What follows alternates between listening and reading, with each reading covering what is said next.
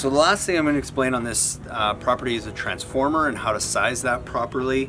I'm not mounting this one right here, but anytime you're going to mount this, you want to just mount it close to a GFCI receptacle, somewhere that you can plug it in. And all that does is it converts that 110 volt power that comes out of the house down to 12 or 15 volt that is going to go to your system.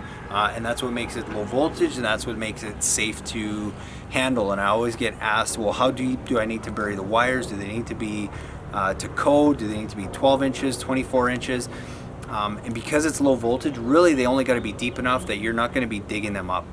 If a dog bit into him and chewed on your wire, he's barely even going to feel anything. So there is really no regulations in our area anyway as to how deep you have to bury those, because that wire does get converted into very safe 12 volt as it is in the ground. So how we select our transformer is based on wattage. So for example, this is a 150 watt transformer from FX Luminaire, and the way we've determined this one is pretty simple. We have approximately 30 lights on this property, and each of those lights averages just over 4 watts. So 30 times 4 is 120. So we're only using 120 watts, or only require 120 watts for this project. But you always want to size your transformer approximately 20% higher, just to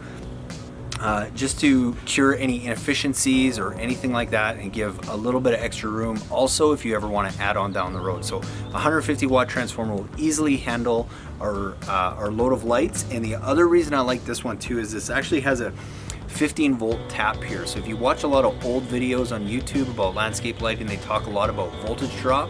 That's because most of those landscapers and those designers are using halogen fixtures. If you're getting a quote for a system and somebody's still quoting you on a halogen fixture, I would run for the hills, because they're really just trying to sell you a cheaper system. It doesn't make any sense nowadays with LED. And the reason that we can run 30 lights on one transformer is because LED uses so much less power.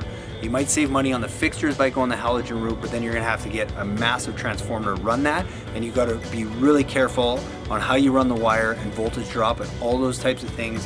What I'm telling you is that if you choose a transformer like this that has a 15 volt tap, you can run 20 to 30 lights off of this transformer, upwards of 300 plus feet of wire out, without ever having to worry about enough voltage drop, because a good quality fixture is going to run even if it only gets 9 volts on it. A crappy quality fixture is not going to, but if you get a good one, they're all designed to run between 9 and 10 volts, which means you can lose a lot of power along the way, and that light is still going to run properly. So another reason why you don't want to skimp on a fixture, because it is going to cause you more problems down the road. And then to run this, there's a couple ways you can do that. The way I like is just by adding something called an astronomic timer that basically uses sunrise and sunset to program everything and turn your lights on and off. Or the other option is to make this go Wi-Fi by using our WeOn Wi-Fi transformer, which you can easily make this a Wi-Fi transformer now that you can operate from anywhere in the world.